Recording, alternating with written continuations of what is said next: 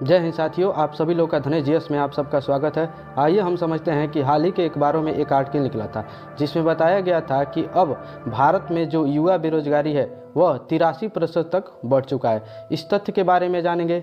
उसके बाद से जानेंगे कि क्यों इतनी तेज़ी से भारत में बेरोजगारी दर बढ़ रहा है। उसके बाद से जानेंगे कि इस बेरोजगारी दर को किस तरह कम किया जाए। उसके बाद से जानेंगे कि जब एक युवा बेरोजगार होता है तो उसका क्या क्या परिणाम हो सकता है। उसके बाद से जानेंगे कि क्या होता है ILO और क्या है मानव विकास सूचकांक।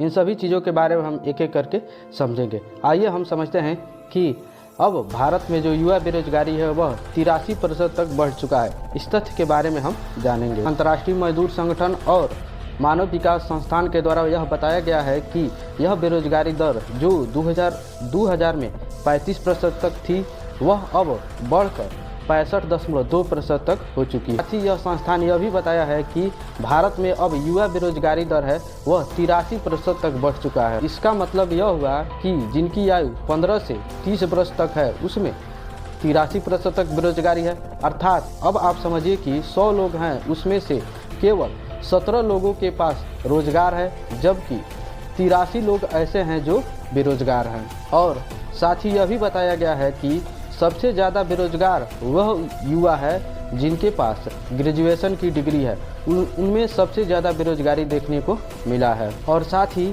जो भारत के मुख्य आर्थिक सलाहकार V अनंत नागेश्वर ने यह भी बताया है कि सबसे ज़्यादा बेरोजगारी कोरोना के समय देखा गया था, क्योंकि कोरोना के समय बहुत से उद्योग प्रभावित हुए थे जिसके कारण बहुत से लोगों का रोजगार चला गया था। आइए अब हम जानते हैं कि इस बेरोजगारी के कौन कौन से प्रमुख कारण हैं। सबसे पहला कारण है कि तेजी से बढ़ता हुआ जनसंख्या। दूसरा, कौशल विकास की कमी है। और तीसरा सबसे प्रमुख कारण है कि अत्यधिक आधुनिक मशीनों का उपयोग करना, जैसे कि अब सबसे ज़्यादा जो रोबोट है वो काम कर रहा है जो अकेले कितने लोगों का रोजगार खत्म कर दे रहा है। इसी तरह जो आधुनिक नए मशीनें आई हैं वह 100 लोगों के काम अकेले ही कर दे रही हैं। अब आप सोच कर देखिए कि यह आधुनिक मशीनें हैं वह कितने लोगों के रोजगार को प्रभावित कर रही हैं। आइए अब हम समझेंगे कि इस बेरोजगारी को कैसे कम किया जाए। तो सबसे पहले हमको जनसंख्या पर नियंत्रण करना चाहिए, और दूसरा स्किल डेवलपमेंट और स्टार्टअप को तेज़ी से बढ़ावा देना चाहिए, और तीसरा जो है वह भारत के शिक्षा नीति में सुधार करना चाहिए।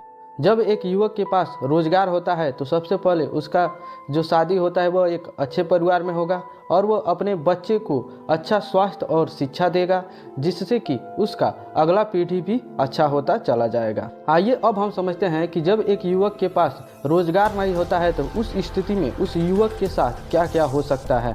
जब एक युवक के पास रोजगार नहीं होता है तो सबसे पहले उसकी शादी अच्छे परिवार में नहीं होगी, और साथ ही साथ वह अपने बच्चे को ना ही अच्छी शिक्षा और ना ही अच्छा एक स्वास्थ्य दे पाएगा, और वह सरकार पर बोझ बनता चला जाएगा और उस युवक को 5 किलो राशन के लिए उसे लाइन में लगना पड़ेगा। आइए अब हम समझते हैं कि क्या होता है ILO और क्या है मानव विकास सूचकांक। ILO का फुल फॉर्म होता है इंटरनेशनल लेबर ऑर्गेनाइजेशन। हिंदी में इसे कहा जाता है अंतर्राष्ट्रीय मजदूर संगठन। यह संस्थान मजदूरों के लिए नियम और कानून बनाती है। इसमें लगभग 187 देश इसके सदस्य हैं और इसका जो मुख्यालय है वह स्विट्जरलैंड के जिनेवा में है। आइए अब हम समझते हैं मानव विकास सूचकांक के बारे में। मानव विकास सूचकांक के मुख्य रूप से 3 घटक होते हैं।